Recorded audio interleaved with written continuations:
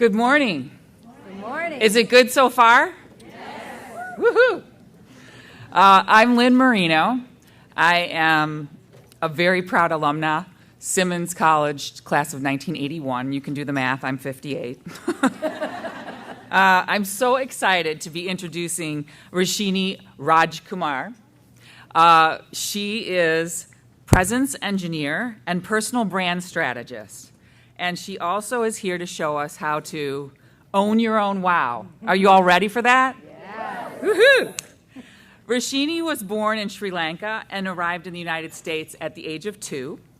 South Asian traditions were always a part of her upbringing, and so she draws on these Eastern philosophies in her coaching of business professionals.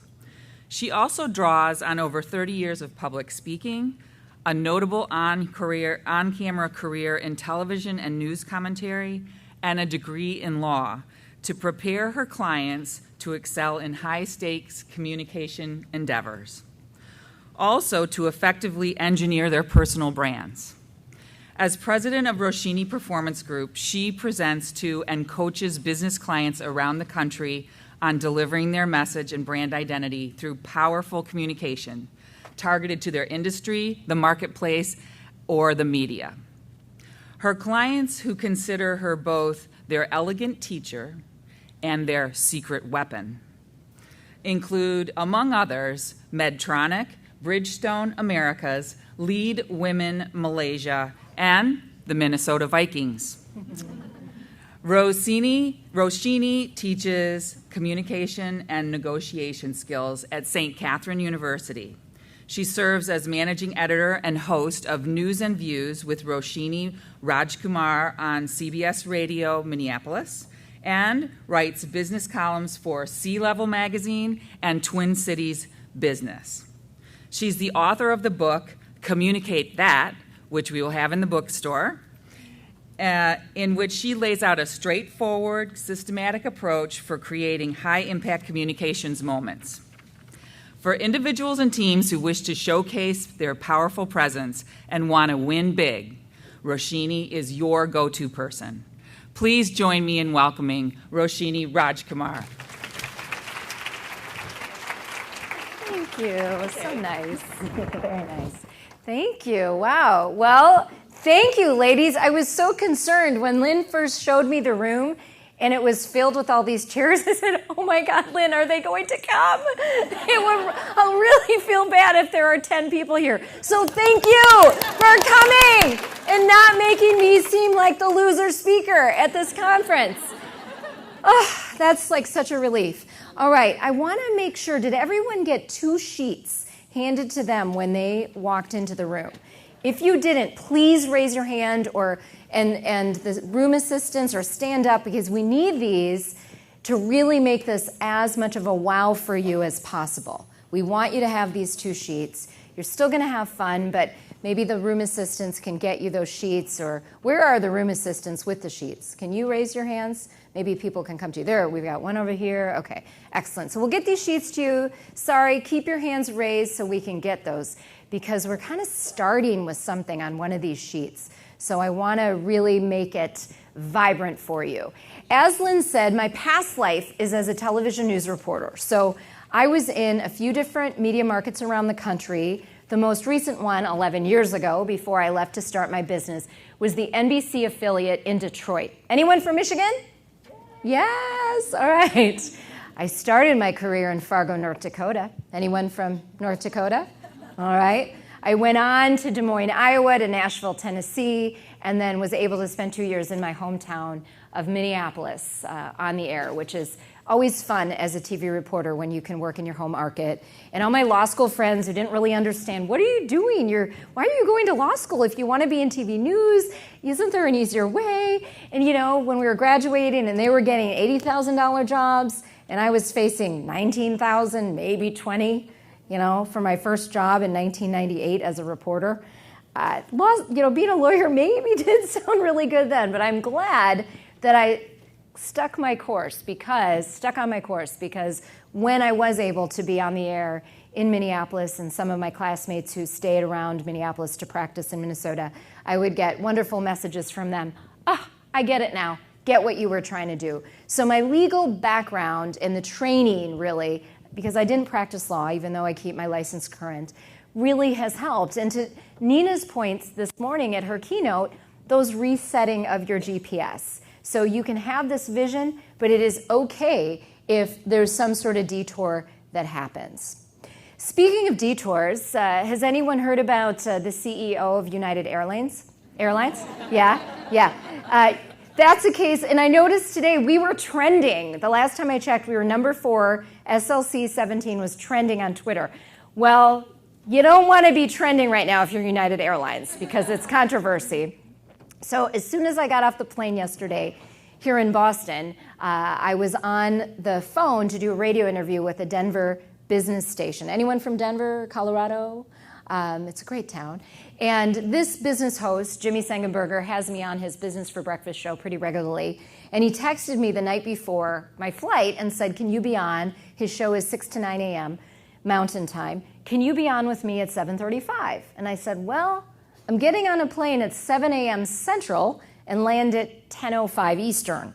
So can I be on? I mean, I don't know. So he texted back and said, how about 10:35 Eastern, which is 8:35 Mountain. So I was his last guest. So we land at around 10:15, and I'm thinking, oh, interview in 20 minutes. We're on the tarmac. I texted him right away and said, I'm on the tarmac, but not off the plane. And so he said, all right, why don't you call us when you get off the plane? So that was great. Gave him that heads up that if he needed to do kind of a longer intro of the United Airlines stuff, which there's plenty of crap to intro, right? So we were able to, I called in about 10:37, so that was good. Did this interview, and why he likes to talk with me is because I do coach executives, and he really wanted to know, what would you have said to him? You know, if you were his coach, you were in place at the time before that very first media release, okay? Now, he's in a position where he should have known better. Frankly, he needs me, so feel free to drop him a line, tweet that out. But the bottom line is, just common sense tells you that he reacted wrongly, right? And you would think with someone who's paid that much, has such a savvy position, he wouldn't have done that. But this is where the first thing I said to Jimmy when Jimmy asked me, well, what should he have said at first? And I said he should have remembered he's a human being. And the human reaction should have come out. Instead of, what was the term? Reaccommodating. People don't talk like that. I'm reaccommodating right now. That's the first thing. That may become, those words, when they do words of the year, reaccommodate, check. Let's mark my words now. Let's check that later. You can say something like, this was horrible. It's terrible. I'm embarrassed. I need to get to the bottom of it. Give me a few hours to figure out what's going on. That is absolutely okay. Whether you're the CEO or entry-level position or middle manager or working your way to VP and beyond, be a human first, okay? Now, I say that, but I also remember, what do we have that half the population doesn't have? We have intuition. We're super considerate. I'm not saying men aren't, okay? I love men. I really do. But we have these things that we don't always use. So part of what today is about helping you really understand your differentiators so you can what? Own your wow. But how do you own your wow if you don't even know your differentiators, right? And as several of the women on stage this morning said, put on that suit of confidence, okay? That suit of confidence doesn't mean you have to have every degree, you've lived on this life and done 10 different jobs. No, that suit of confidence is really understanding what's your differentiator and how are you going to put it into the world in an authentic, amazing way to make the world and other people's lives better. Okay, does everyone now have their 2 sheets? Yes? Okay. Please take the one that says Wow Finder on the top. It's a very simple quiz. I would like you to just go through this, the first 3 parts where it says be honest, not modest. I want you to go through and just first thing that comes to mind, write it down on that sheet.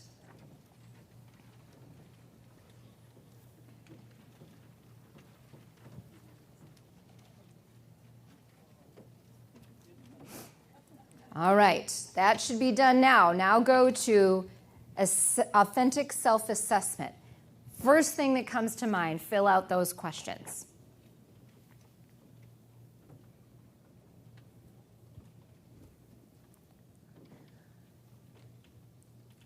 Now, as we learned from one of our speakers already this morning, that the key to life really is showing up.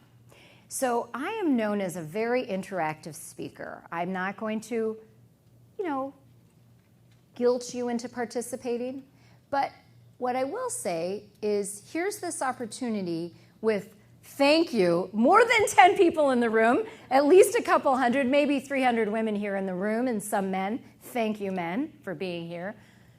To identify who you are and maybe make some new connections. So I really mean it when I say I'm going to be asking for people to come up and join me on stage to go through some of this. And I hope you hold your hand high because it's your opportunity to show who you are on this road to owning your wow. So that said, do I have a volunteer? Oh, excellent. I love this. Right here, your hand popped up first. Come join me up here, please. If you want, bring your sheet. You don't have to because you probably remember your answers. Okay, all right, looking lovely, like the shoes. All right, why don't you stand over here so you're not too blocked? Sorry about this. What do you think? Right there? Can most people see her? Okay.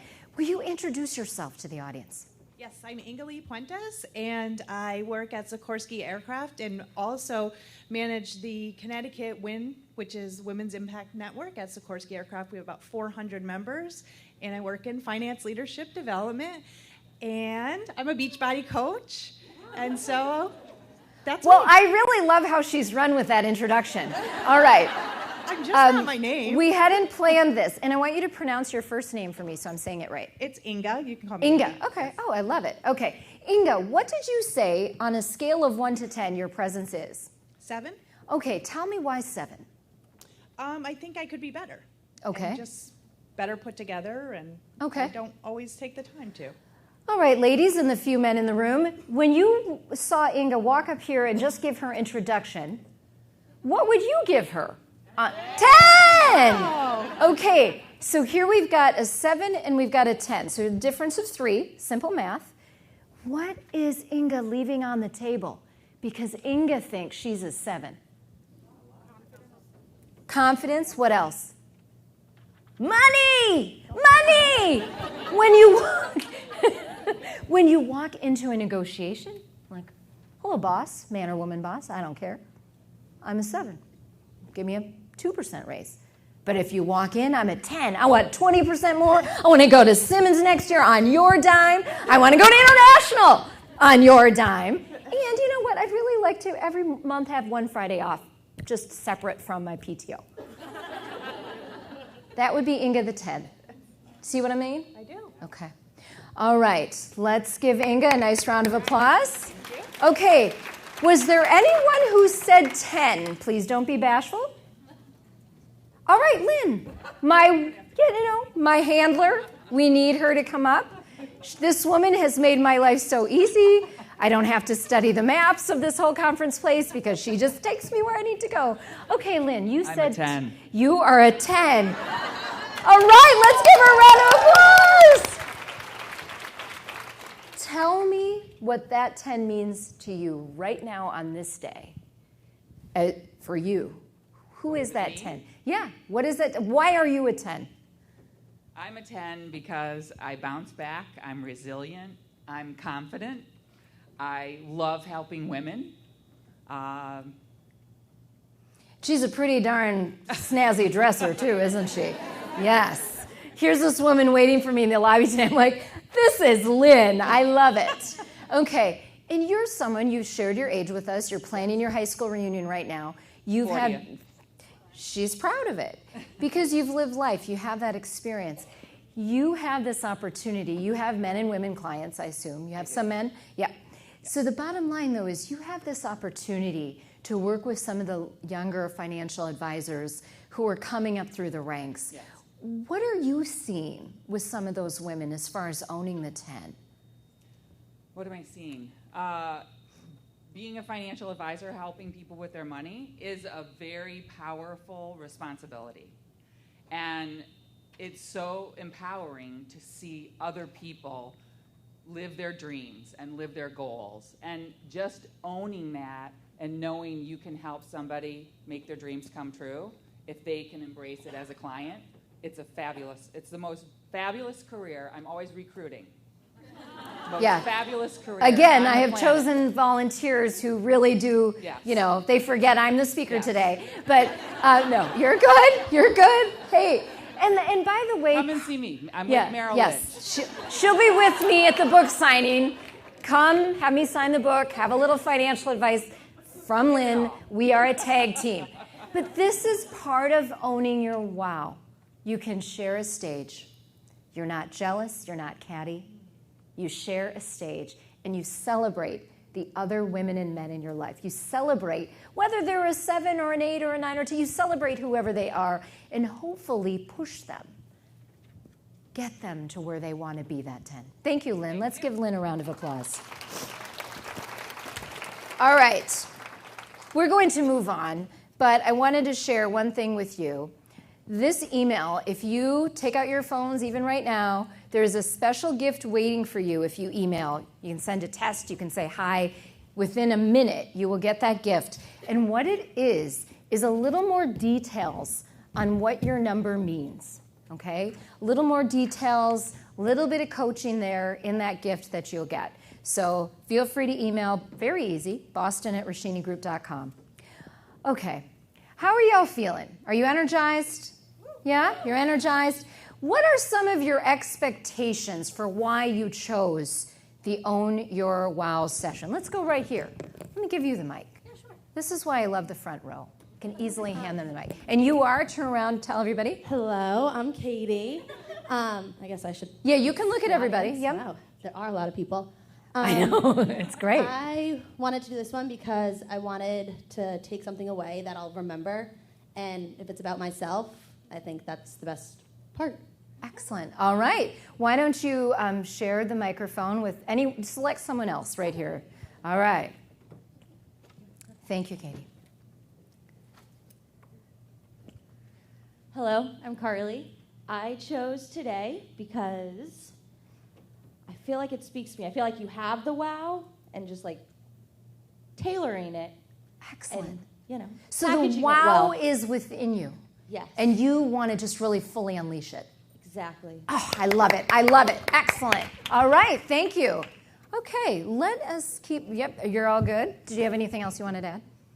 No. Okay. You're good for now? Okay. Okay. Okay. All right. So I have some people to share with you. If you take now your second sheet, you're going to see the Own Your Wow process by the 3 kind of black, bold labels. Identify your space, master your space, own your space, all right? Feel free to take notes, do what you want with this sheet. These sheets are yours. But I have some people to share with you here.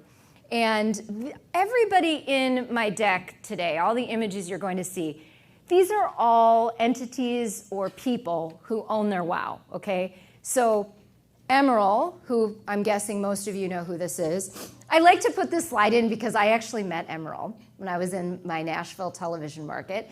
He came in to be on our magazine show, which is later in the day he came in early to be, I guess it was our morning show, which was earlier in the day than I usually get there. But my mother loves Emerald, and I've said perhaps more than her own children. And so that year, I think this was 2001, that year, I was not going home for Easter. I was, within a few months of starting in the Nashville market. You can't really get holidays off, even if you've been at a station for 10 years. When you're in TV, there's no such thing as Christmas bonuses and holidays off. It's just part of the reality. But the flip side is we get to meet great people like Emerald and interview them. In this case, I just met him. So I went in early in hopes of meeting him and getting that picture for my mother. All right. I did it. Mission accomplished. He was great. In fact, he's the one who suggested we take a picture. And this was when I was wearing my hair short, and I always laugh at that shot. It's like we have the same haircut. So Emerald is such a great example for the identify your space. So if you need inspiration for, what is my space? What is my differentiator? Emerald actually got a full ride scholarship as he was graduating high school to study music. Yeah, full ride, folks. He said to his folks, sorry, I'm going to go be a cook. Every parent's dream, right? But obviously it worked out for him. So this is an example, even when the whole world questions what you're doing. So when I was doing my TV internships, applying to law schools, taking the LSAT, the TV people were like, why do you need to go to law school? Start looking for a TV job right away. Nope, I have this vision, I have this game plan. So sometimes you may be the only one in that storyline of your narrative. It's okay. Now, don't be dumb, right? Get some information, talk to mentors, read some books, do some research, but realize you may be the only person. There was no Emerald before Emerald. I would give Emerald a lot of credit, and Wolfgang Puck, for a big reason why we have all the food shows we do today. You can't turn around without some Cupcake War or Chopped Junior, Chopped Infants. I mean, it's really exhausting, especially for me because I am not a cook. So I don't fully understand it all. I am a foodie, but Emerald, I think, is the trailblazer in his field that we can say, a Nina Tassler, a Gloria Steinem, a Diane von Furstenberg are in their fields. All right. So when you are really needing some help with identifying your space, think about Emerald. And while you're thinking about him, go to that first guiding question. What is your zone of advice or expertise? Think about that. What is your zone? Write that down.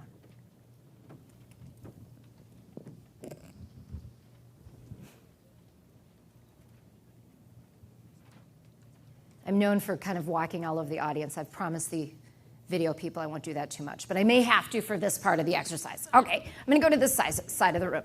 All right. Okay, whoops, so I don't trip. And what is your name? I'm Margot Hart. Okay, Margot, can you stand up with me? Yes. Okay. Wave to everybody. Hi. Hi, Margot. Okay, you take that. All right, what is your zone of expertise? So I put 4 words down. I put B2B because all my career has been spent in the B2B space, and I know that Just have you hold it that really close to your business. mouth. Sales, strategy, and execution. Okay. If you had to pick one of those, where are you just really in the zone? That is a good question. I don't know that I have an answer. I am to a that. professional interviewer, Margot. So I know. thank you. I'm really I appreciate impressed. I'm really impressed. I am not a professional answerer. It is okay. That's why you're here. We are unleashing, like Caitlin wants to do, our wow. Unleashing my wow. I would say in getting things done, in execution. Execution. All right. It's a good word. It's a strong word. Okay, Margot, why don't you come up on the stage with me so we can take this a little further. Make sure the whole room sees you. Okay. All right. Where do you use that zone of getting things done, of execution? Everywhere. Everywhere. Okay, give people a visual. What do you do? Where are you? So we can kind of visualize this. So I work for Staples. I am in charge of pricing in our large customer space. I'm also a mom of 2. And so my life from like the second I wake up until I go to sleep is about getting things done in the most effective way possible. I'm sure many people here can relate to that. I'm sure. That's why I love being here and learning from all these people. Yes. Okay, so that's that zone. Now, who else knows this zone of yours? I think most people who I interact with know it. But do they do it as well as you, Margot? Oh, know it about. Yeah, your do they zone, do like it when as you're in well? your sweet spot. Yeah, I think a lot of people are good at executing. All right, I let's tend to not be think I'm nice. more Let's be owning efficient. ourselves here. All Like, you right. don't have to be I'm the most polite. effective person at it that I know. I want you to say, Rashini, I'm the best at X. I am absolutely the best at figuring out the fastest way to get things. When I was a kid and I was at Disneyland, I'd figure out what was inefficient about their lines. You know, there is a I'm Walt still Disney doing it exec today. here. Do you want to talk to her? I think it's probably better now, but I feel very sorry for my husband sometimes. Answer. That's better than the United CEO did. I love it. Good answer. Okay, do you see what I'm getting at here? So part of this identification of space, and when we want to be influential, if we can't even say to our teams, to our clients, to our bosses, to our, our moms, this is what I do and this is what I do better than anyone else. How can we influence others? How can we get the 20% raise and Simmons International and National on their dime every year, right?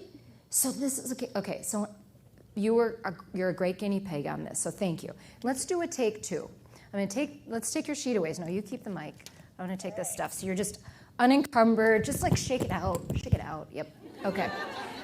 All right. I want you to look at our new friends here, and I want you to tell us, introduce yourself, and add to that introduction what you do better than anyone else. So my name is Margot, and if you need to figure out how to get something done in the most effective possible way, I am your person. Excellent. Confident. Now, I want you to add, what do you have coming up? You don't have to name names, but what do you have coming up where you have to be kind of either the heavy or you need to be influential? What do you have coming up in your world in the next couple weeks? So I'm making some changes to the way that we do things to be able to serve our customers better. And are you going to get pushback? I'm going to only get pushback. But I really believe that it is the right decision to make for our customers. All right, not you believe, because that's disclaimer language. I know it's the right decision to make for our customers, and I know it's my job to lead through that because I have a vision for where I need to go. Where will we go, Margot? Where is the vision? We will go. How will you describe it to them? We will go somewhere that meets customer needs significantly faster than we meet them today. What does that mean in real people language? Like your customer, to your Staples get customer. Stuff to customers that they want when they want it. Oh my God! So I'll get it before I get on the plane. Yes. Okay. She's like, what's going to come out of her mouth next? I know.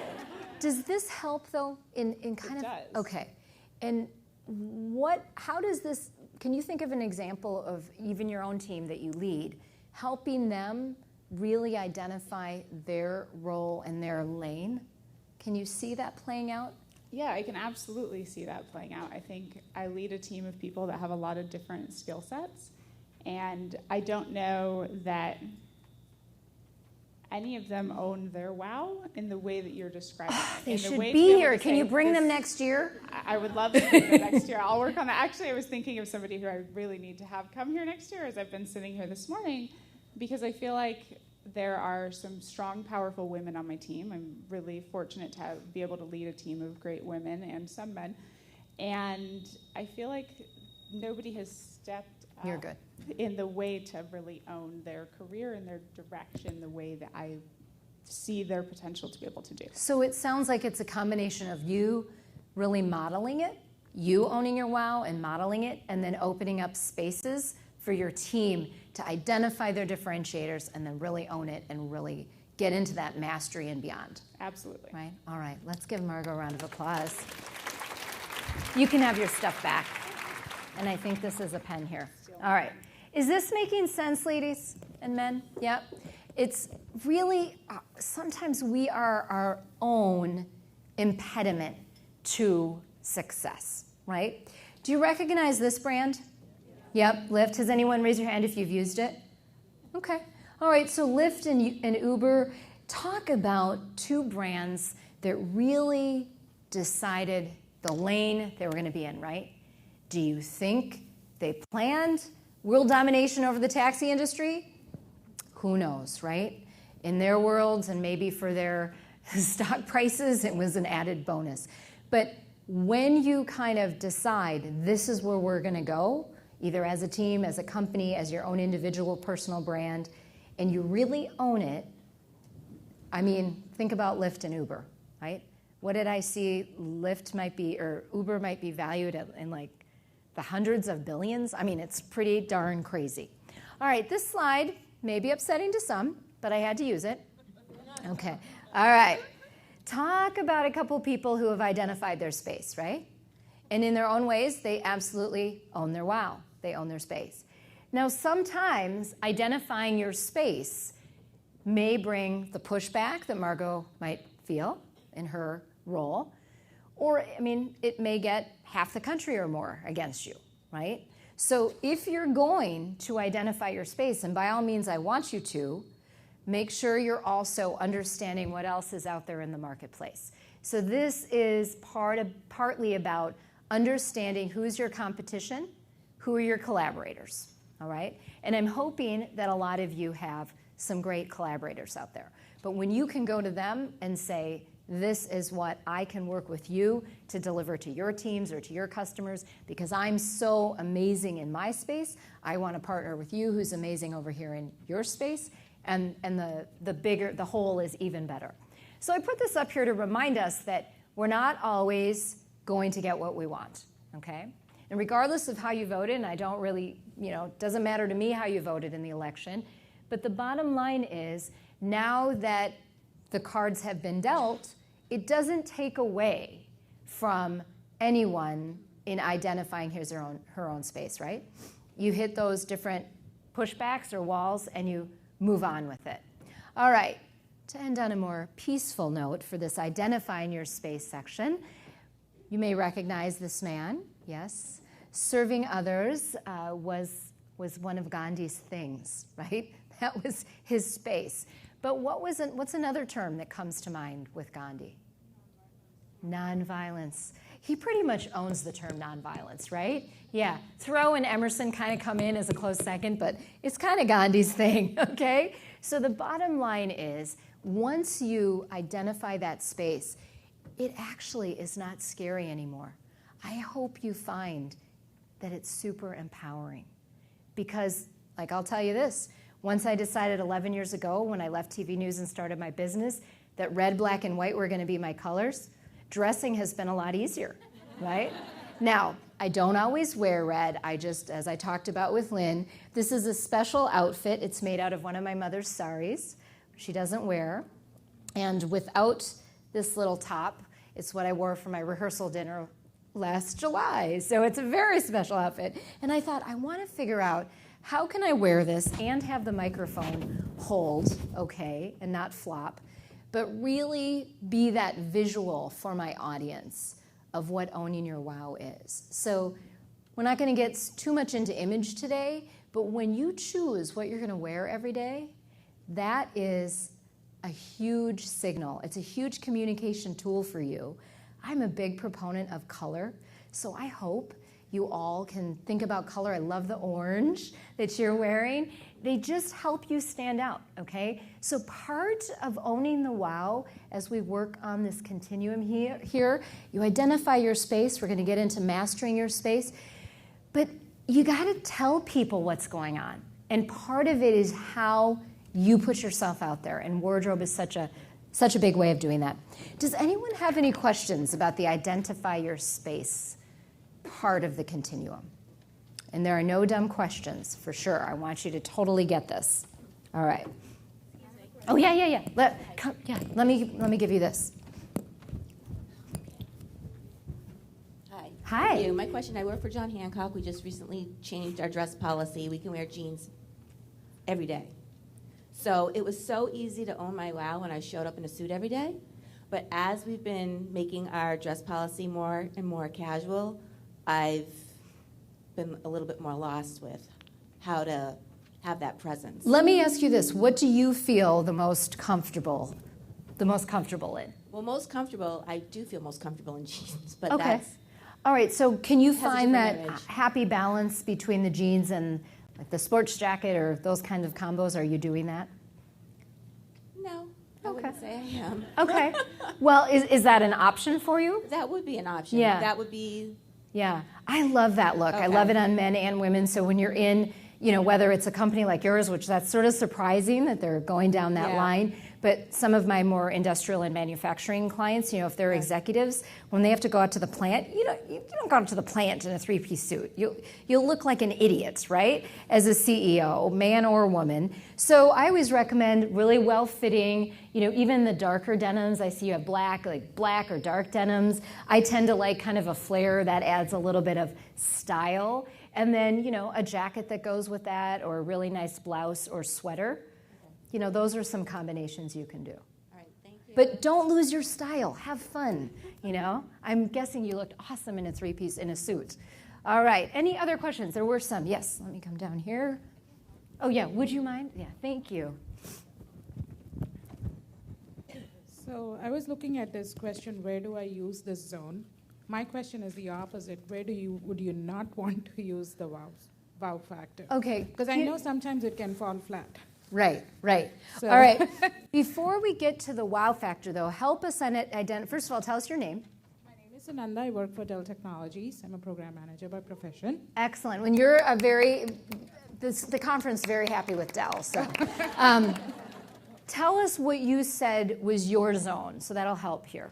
So my program manager role and my personality are very extrovert. So when you asked what is my zone of expertise, it's leading teams to successful execution, and I love challenges. So, but I've realized that in some occasions, that high energy might actually have reactions that are not positive. Hurt you? They might hurt you? Right, yes. Right. So how do you gauge that? Because and I learned you can't always be on. So right. I'm still trying to figure out how, when you go into a situation, I've kind of taken a step back and said, I'm going to analyze a little bit before I know whether I should switch on my wow or not. Yes. I would like to learn more. So here's the thing. It's not about switching on and off your wow. The wow is always there. But sometimes the wow is an observer or a listener or in the back of the room watching while others perform. So think about, I'm just going to pull someone who I think everyone can agree, regardless of your politics, is an amazing communicator, and that's Bill Clinton. When Bill Clinton is in the back of the room or watching Hillary on stage, he's still a 10. He's still a wow, right? So it's using the other parts of your talents and the other characteristics you have as that leader or that team leader, and deciding if this is your time to listen, if it's asking for someone else to communicate with you, give you a day to get back to them, whatever it is. Because I know that feeling, I'm South Asian, we're exuberant people. It's not always as, you don't know who is coming at you. So what I like to call this, and I'm not usually going to mention the book, but I get into a whole section on audience analysis. It's so key you understand who you're communicating with. You've got to tailor how you communicate to them without losing who you are. So you stay authentically you, but the only way you can accomplish your intent is if you understand who you're talking with. So if you and I were communicating and we were trying to convince one another, we can already tell we're kind of on the same page. But if we were with my husband, for instance, definition of introvert, we wouldn't be the same, okay? It would be different. I love him. Innies and outies, they can work, but it does take some work, right? But he is now the reason why I actually love hanging out on a Friday night, having him cook a meal, having a martini waiting for me. I don't need to go out and party, right? So that's like really understanding who is your audience. How do I need to shape what I'm saying, doing, handing out as a handout? Even today, I used audience analysis in putting this PowerPoint together.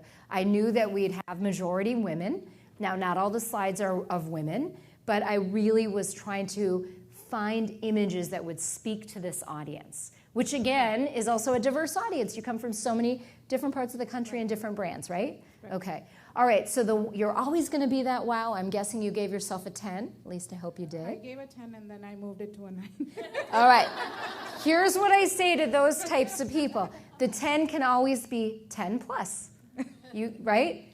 You're always learning. You're always learning. Okay. Right. Did you have another part of that question? I have a follow-up question. So there's a situation where you are where you said there are situations where you are an observer, and there are situations where you explicitly express your wow. Now, the other situation I encounter is when, because I deal with different levels in the hierarchy, is sometimes it promotes the wow factor is seen as competitive. Yeah. Especially if it comes from a woman. So how do you, because that's what you put yourself into. Right. You are extrovert, confident, you turn your wow factor on, you are working the meeting, you're making progress, and you can tell by the response of certain people. I mean, what are they rolling their eyes at you? What are they doing? It's they're feeling competitive, or Right. they know the wow is working. I Right, don't care, so but I have why to do you address care, it. says someone here. Because it's verbal and I need to address it. Okay, so that's where private moments after a group meeting, you take that person aside and have a little head-to-head. And that doesn't have to be aggressive, but a real confrontation isn't a dirty word as long as it's done respectfully and civilly. But one of my pet topics is women, we have got to support each other, right? Yes. When I see a wow woman, I'm like, I want to be with that. I want to be her friend. I want to learn from her, right? We saw Nina Tassler today. Wasn't she amazing? And we were walking over here early to get the room set up, and I said to Lynn, I want her on my radio show.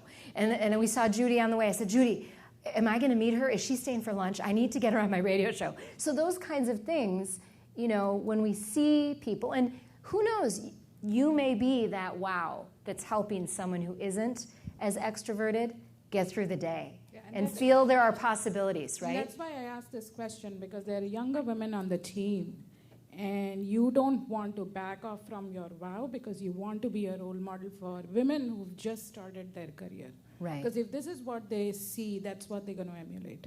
All right. So that's what... And because this is being kind of videoed and possibly live streaming, let's talk afterward, because Yes. I can give you some more specifics without getting sued. We'll get more into that. But seriously, your wow is always there. It's not about turning it on or off. It's about bringing out the characteristic of delivery or the delivery method you need. So sometimes it's listening. Sometimes it's just taking it in, taking notes. Sometimes it's actually speaking, and a whole other list, right, of delivery methods. So decide which delivery mode you're in, and then if you have to have that separate meeting, it happens. It happens to all of us, All right. Any other questions that we should address before we keep going? All right. Over here? All right. Oh, you want to take it? Sorry. I'm just so used to having the microphone.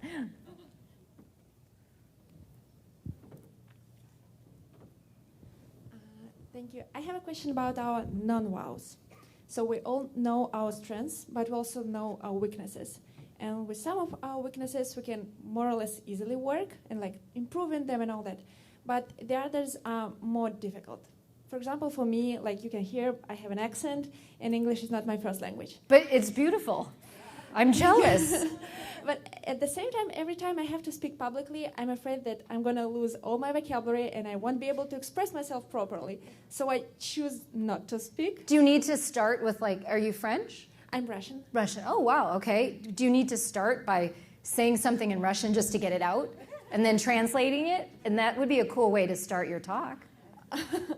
Thank you. Yeah, maybe it's a great idea. What is your name? My name is Lily. Lily? Yeah. Okay, thank you so much, Lily. All right, here's the thing. I don't like to call them weaknesses. I like to call them challenges, okay?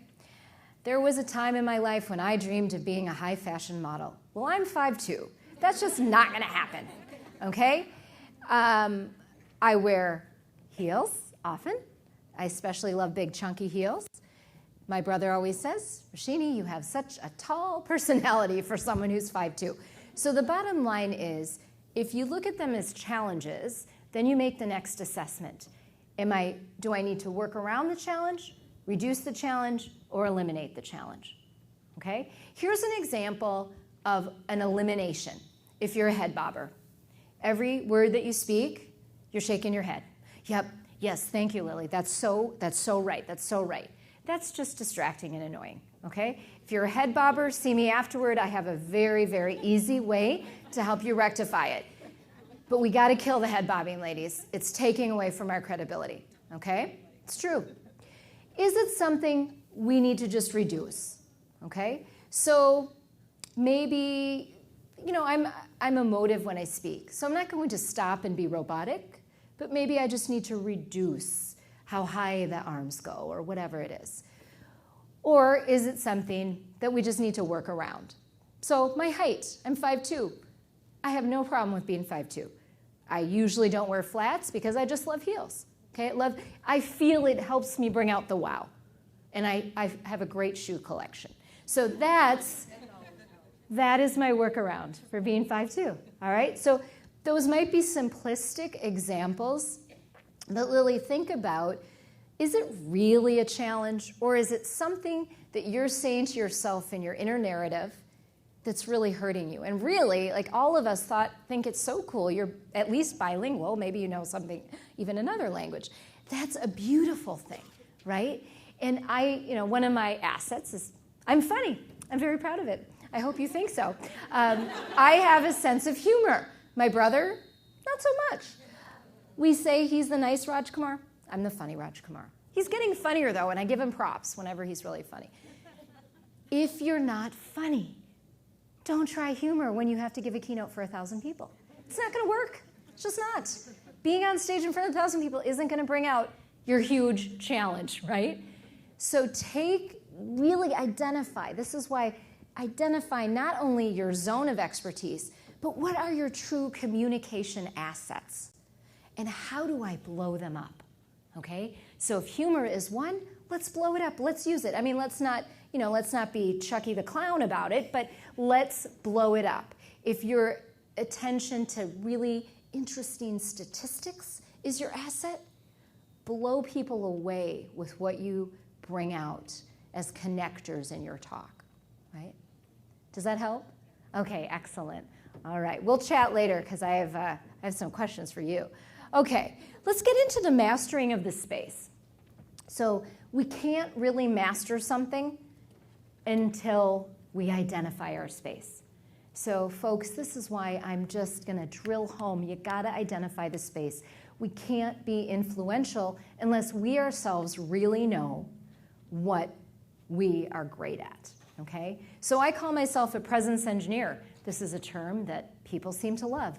I created it 2 years ago. Why? It was just kind of bubbling in my brain. For the 11 years now of my business, I keep on getting requests for leadership, presence, executive presence, powerful presence. People come to me for all these presence things. Well, I'm a presence engineer. I give advice that if you went to a mechanical engineer or an electrical engineer, they would fix that or work that. When it comes to your presence, that's what I'm all about. I'm very proud of it. I don't think anyone does it better than I do. I've told my web team, we've got a new website going up in a couple months.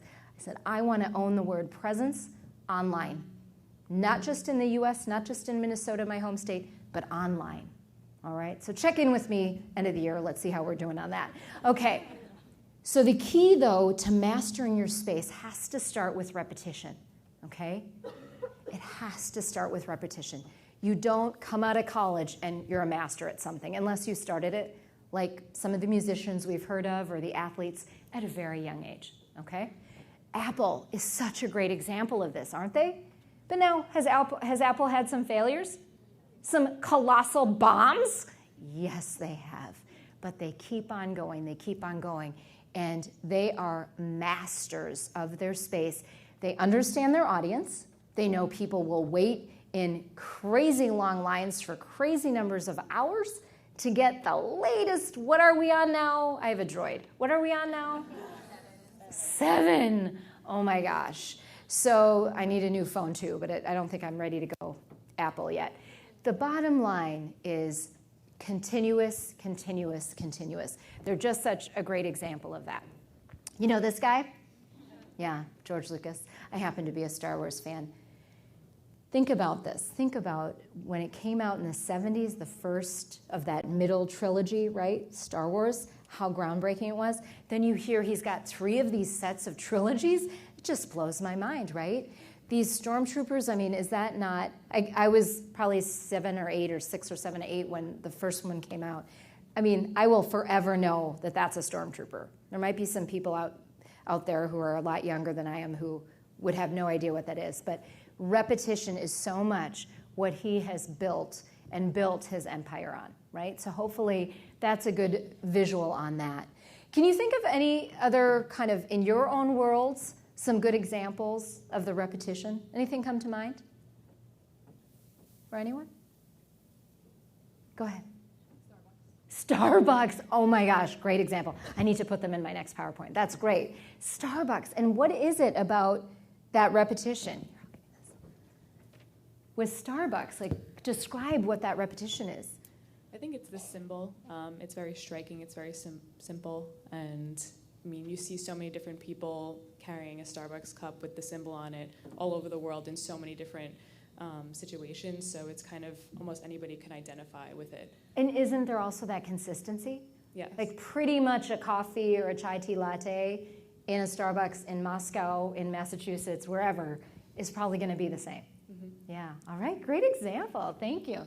Thanks, Diana. All right. We also need confidence when it comes to mastering your space. Does anyone know who this is? Melody Hobson? So I had this opportunity. She's a rock star. If you haven't seen her TED Talk, take a look. So this kind of funny story behind this picture, I did a keynote interview with her for a few years ago. I think it was February of 2013 for a client. It was a finance client. And it was this Women in Finance forum. And she did not want to do a keynote. She was asked to do a keynote. She said, I'll be interviewed. So she was in Minneapolis, and they hired me apparently because they said, okay, we need someone who can interview Melody Hobson and hold her own, okay? So I was very honored to be hired for this gig. I had been an admirer of hers. She used to be a financial analyst. Well, she is. She has her own company in Chicago. But she does financial analysis on the networks, and originally for ABC, and then now more recently with CBS. So at the time, she had just switched over to CBS, and she walked into this interview, or this event, and the first thing was this keynote interview. And I noticed this huge rock, like huge engagement ring. Huge, like Bernie Sanders huge. And I wanted to say something, but we hadn't really built in a rapport yet. I thought, okay, let me see if the moment opens up where I can ask about this ring. She kept on referring to this guy, her fiance, who they've been together for 7 years. This is back in 2013. And then she got into this totally weird, I don't even know why we were talking about this, but she talked about how she puts on lotion every morning after she showers. She said it's something that black people need to do. My fiance is white. He doesn't get it, but he just is like, okay, do what you need to do. And I'm like, oh my God, I'm brown. I do that. Otherwise it gets really dry. I didn't say that out loud, but I thought that to myself. But that opened up the moment to ask about the ring. So I said, oh, is that who gave you that? And she said, yeah. I said, oh, he did really well. And I said to the camera, can we pan in on that ring? So meantime, this is where, I usually really do my homework. 2 years later, I get my latest issue of Vanity Fair, and on the cover, there's the cover person, the headlines. And then there are those like sub-stories, but they're still on the front. It said, Melody Hobson, new it girl. So I open up, I'm like, oh, I know who she is, and she's great. I open it up. There she is with George Lucas holding this toddler. I'm like, holy, you know what? She was talking about George Lucas. That's who gave her that huge ring. It was one of those moments that, nothing really surprises me anymore, but that really, I couldn't believe that I did not know George Lucas was her fiance back when I was doing that keynote interview. But very cool that she didn't do any name dropping, during that talk. But I mean, you don't have to name drop if you were wearing the ring she was wearing. Unless it's to me, because I don't know who the heck you're engaged to. But anyway, it was really, really a great time. And the point of having her here in this deck for you all today is because she shared with us how she rose from being one of 6 kids living on food stamps in Chicago, and everything she did required huge confidence. So if there's someone out there who says that is in your world, or maybe you came from very humble beginnings, this is an example of someone who she forged ahead. Yes. Oh, do we have a microphone? Great. Hello, I'm Kritika.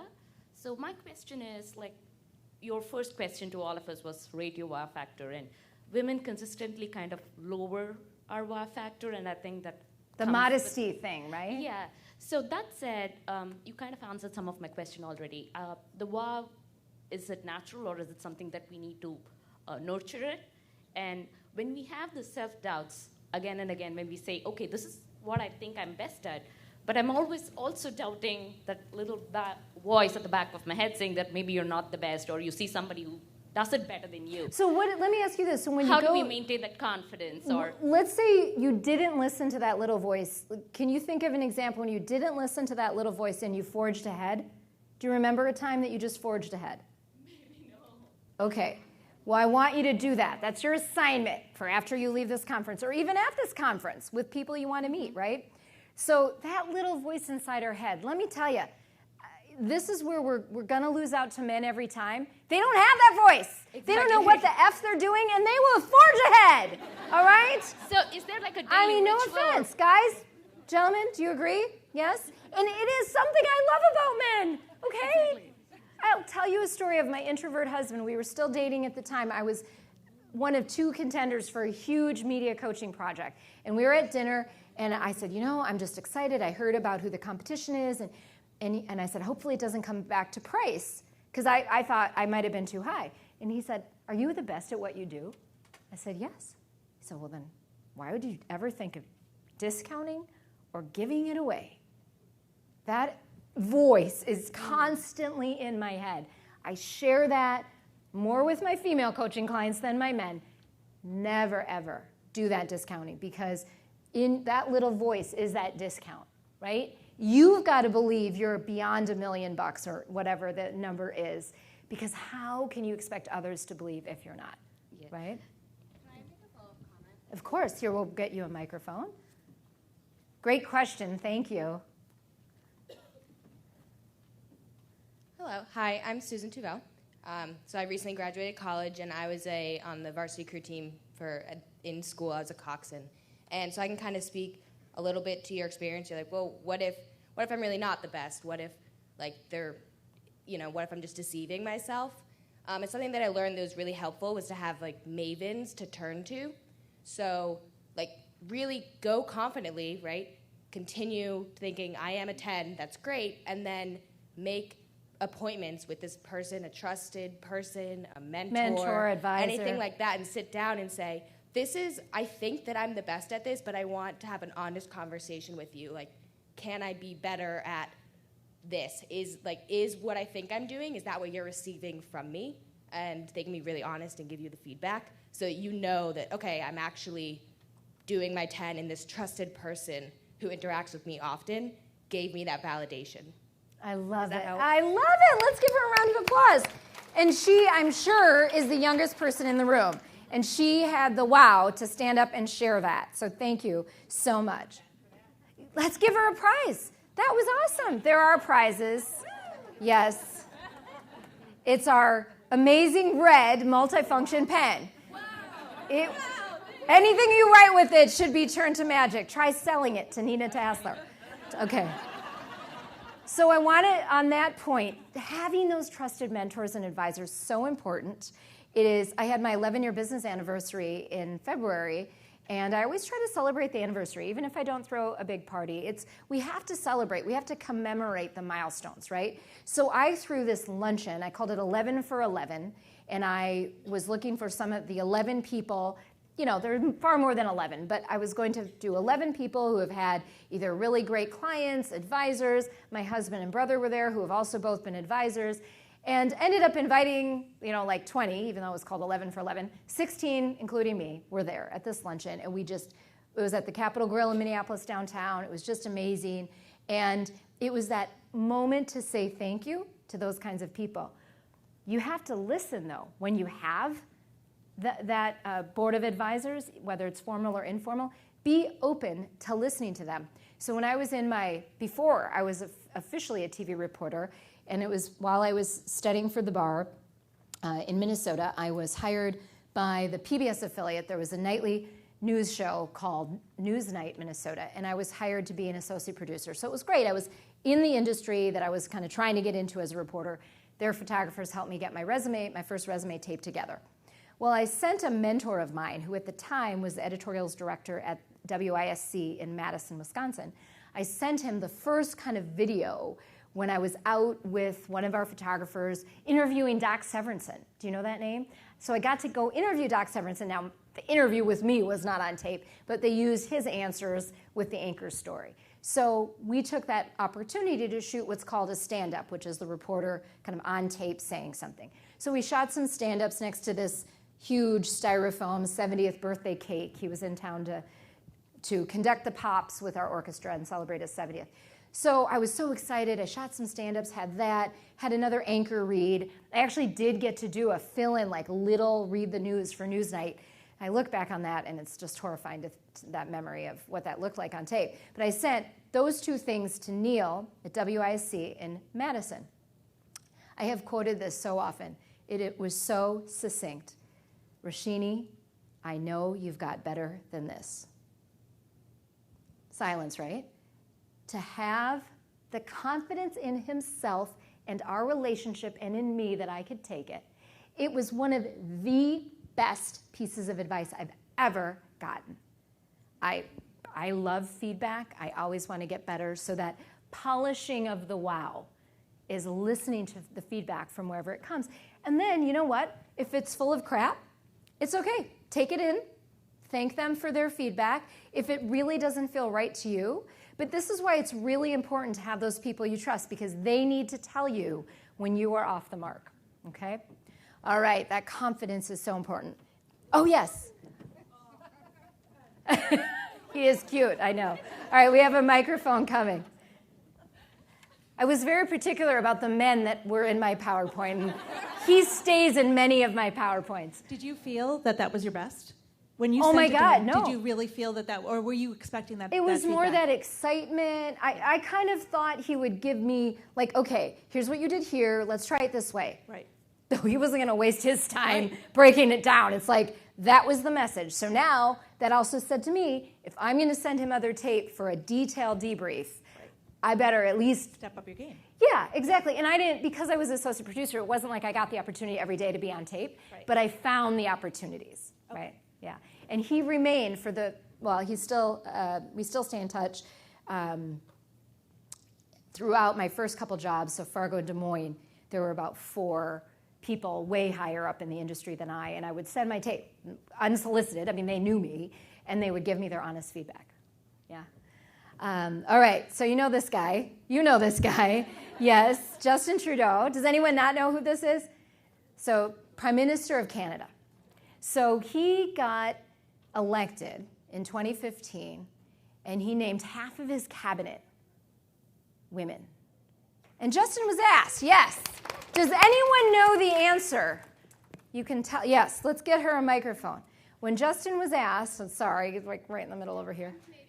Oh, yes, a Canadian, excellent. And where are you from in Canada? I have Canadian cousins, so I'm always, Toronto, I love Toronto.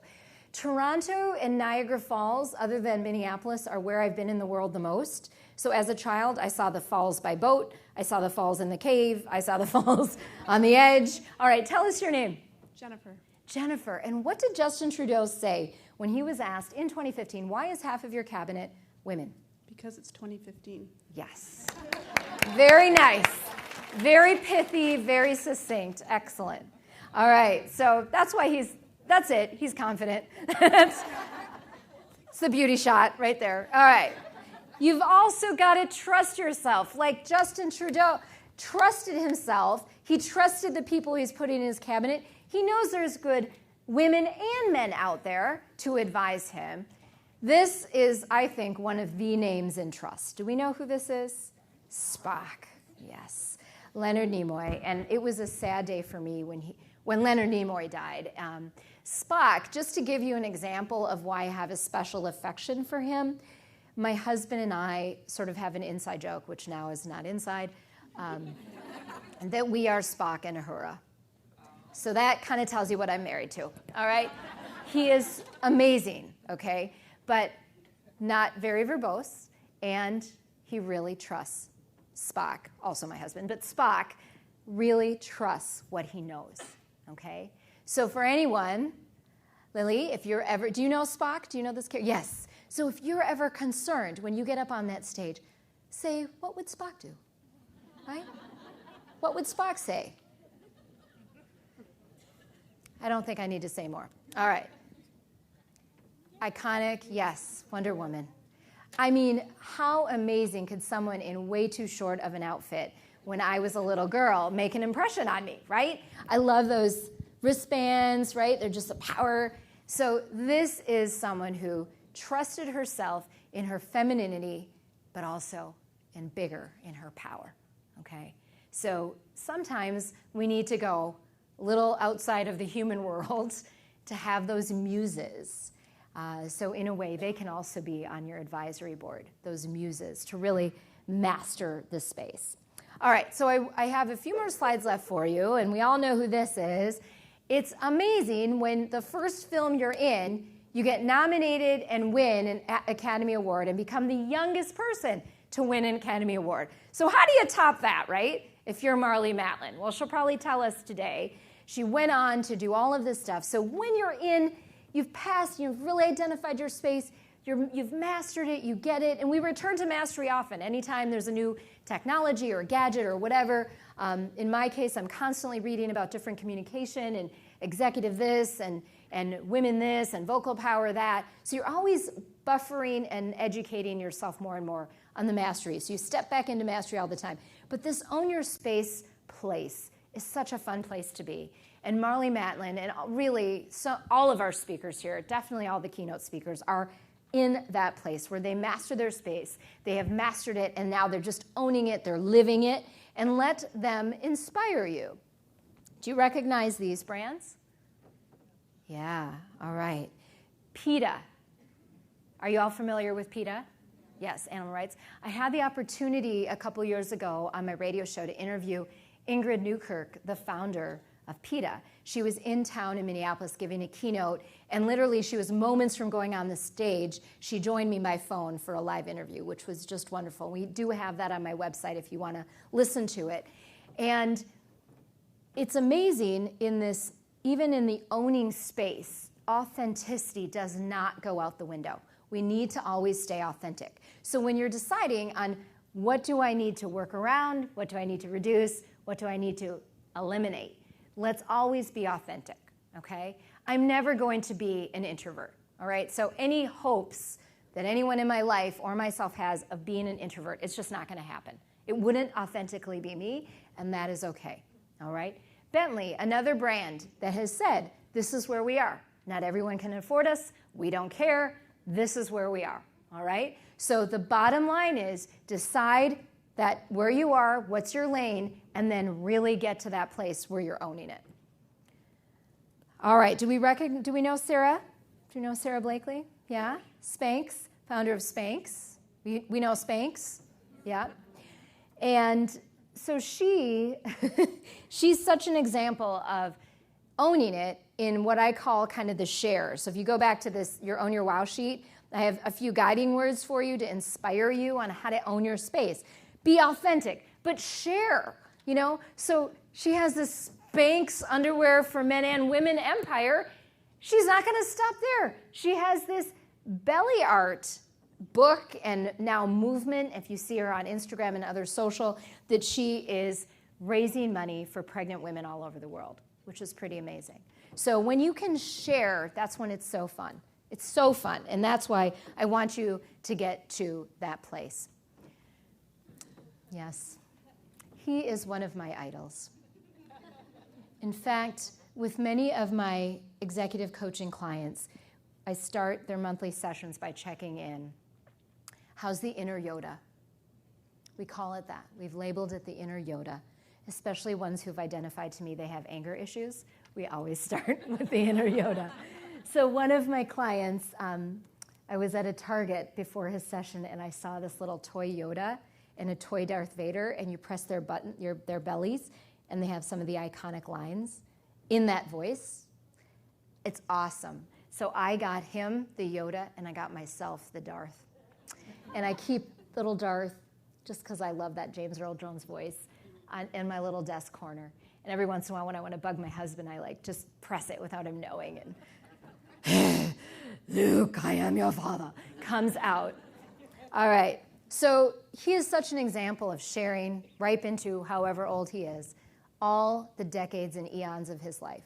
So it really doesn't matter if we have all this talent and expertise if we don't share it, right? And that is really what's going to separate the so-so from the wow, is how do you share it, put yourself out there. And everybody who's here today, I mean, if you're at this conference, this is part of who you are. Another part of really owning it is knowing how to showcase, all right? My guess is you all know Beyonce, okay? She's one of those who probably was a master at age 10. She started so young performing. She is also a master of how she showcases this fact that she owns her space, right? She owns her wow. She is a star on social media. She believes in quality over quantity on social media, unlike some celebrities who will remain nameless, who seem to only care about quantity, right? And sometimes tasteless posts. She's generally very tasteful and authentic. So we go back to she's authentic, she shares of herself, and she really is showcasing. Any questions about some of these inspiration words for how to own your space? Any questions come to mind? All right. Did I miss a hand question? No? Okay. All right. And I always have to show these guys for owning your space. They definitely own it. These are the sharks on Shark Tank. Each of them, I mean, think about like the ego factor in that studio, right? When all those people go in. I'm guessing there are varying levels of nice and other things, but I'll leave it at that. But a lot of owning our wow on that panel, right? But this is the thing. When you are with others who own their wow, your wow is allowed to really live and grow. And I believe it is absolutely a place, the Own Your Wow space, if we all lived it, it is a formula for world peace. Think about it. If we owned our wow, we wouldn't care what Russia was doing. We wouldn't care what this country was doing. So think about that. I'll leave you with that thought. Any final questions before we have to head out? Oh, yes, microphone over there. Okay, oh good, so we have some question time. Great. So in this current day and age of technology working from home, my command and control center is my recliner in my living room where I literally sit for 20 hours a day and work. I mean, I think this is the first time I've been out of my house since 2007. Let's give you a round of applause. And you look very good. I love the suit. Thank you. I bought the outfit special for the occasion. My monkey pajamas, I don't think would have done it here. We appreciate that. You're welcome. So this is a two-part. I'm going to take advantage of this opportunity. Do you want to come up here? Sure. Okay. Yes. We want more people to see you. You're not on the couch. And what is your name? My name is Joanne Jennings. I work for Dell EMC. Okay. Woo! Thank you. I am Legacy EMC. And I'm a senior solutions architect. I do installations for mainframe, which also makes me a dinosaur. I've been going away for 35 years now. So I feel like I'm on Leno or something. All right. The first part of this is people that work from home. It's a global thing now. How do we project ourselves so that we come across as being confident and owning our wow, as opposed to being the B word and rude? Oh, that's my first one. And the second one is, I know that you want to foster that wow factor of 10, particularly in the younger women that are here, which is difficult to do without a mentor. The other thing, though, is how do I tell them that when they're not a 10 and not crush their soul? Yeah, that's really two really great questions. So the first one is a lot about delivery. So if you're in a situation, I mean, do you sometimes do things where you can see each other, like on a screen? No, it's all teleconference, those kinds of things. Okay. So vocal behavior is very, very important for you, and you have a great voice. So the bottom line is, how are you using it? Are you being subtle with it when you need to be subtle? Are you being a little stronger with it when you need to be a little more forceful? So I have kind of a minor Tourette's thing, not diagnosed, but it's how I am. Okay. And I have self-diagnosed? Self-diagnosed, okay. yes. I do play doctor at home. So what happens is... we did not plan this. She gets a pen. Thank you, Lynn. Thank you. I picked up the MIT one because I did tell them it was the closest I was going to get to ever going to MIT. What happens is I have a tendency to be very blunt. Okay. And I didn't notice that. Okay, so I'm going to help everybody out. I have a tendency to be very blunt. And what happens is if someone is wrong, I say, no, you're wrong. Yeah. And we may want to try a little different approach there. Yeah. I think that the list, this is where that you are a 10, okay? This is where are you going to be a listener at that point? And maybe you take down some notes. And again, sometimes bad news, often, if not all the time, bad news is better delivered one-on-one, even if it's a phone and you don't have the face-to-face.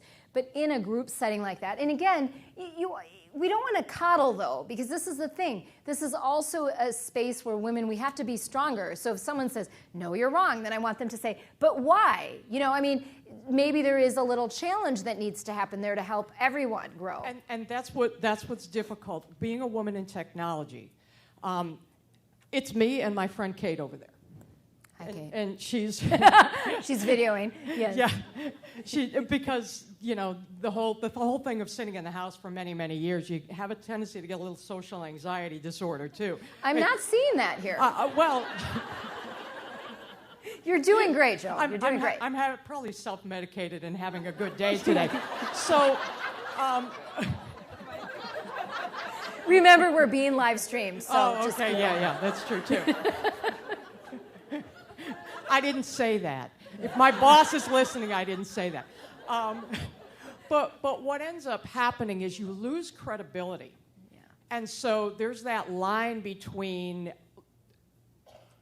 you've affronted a few people. Right. But by the same token, I have to let people know that, yes, I know what I'm doing. Yeah, because then they turn around if you haven't given them proper notice of not great work, and then all of a sudden they're put on a development plan, you get in trouble for not notifying, right? So you have to walk that balance. So this is where that audience analysis piece is very important. Chances are the different members of your team have different ways they receive information. So if one of them really needs to read it, maybe it's a well-articulated email. If one of them is a little more needs to hear the tone of your voice, maybe it's scheduling a phone meeting, right? Now, if it's this do-or-die situation where everyone's meeting and you've got to hammer things out because something's going to the client or whatever it is, there's a respectful way of saying no, correct? You could say, you know what, I'm not getting those numbers. Where are you getting those? Yeah, that'll be a discovery process for me, I think. Yeah. Well, I can help you with that, yeah. Okay. But the bottom line is, it's the finesse. So here's another piece about that 10, and this is a great place to kind of wind us down. I want you all to be 10s. I'm guessing most of you are. You just haven't found it yet, or you don't know it, and you are the only impediment. It is not what anyone else says. It's not what your boss says. It's not what your colleagues say. If you are the boss, it's not what your board or others say. It is absolutely within you, okay? But the caveat is having that respected set of advisors who can be your reality check, and also the nuances. So this is where the true amazing, this is why I want you to get to the own your space so that you can own your wow, and then how you grow the 10 is in all the nuances. What are those slightly, enhanced things that you do that only you can do that are now growing the 10? So those are those nuances. Okay. Well, thank you. I appreciate your time. Thank you, Joe. Being here. Oh, thank you so much. This has been very nice. And I'm going to get back to this gift. It's waiting for you. Email the explanation of your wow factor. And it we did not plan that, but all the things she's talking about, this audience analysis, being intentional. In my book, Communicate That, I lay out my IAP formula. This was a different talk today, our Own Our Wow, and I hope you really got a lot from this content. The book gives you really more detailed, how do I, with my set of communication, assets, and challenges now grow that wow. And it gives you a much more concrete way to do it. So Lynn and I will be out at the table, and we'll be waiting for you. Thanks. You were amazing. Thank you.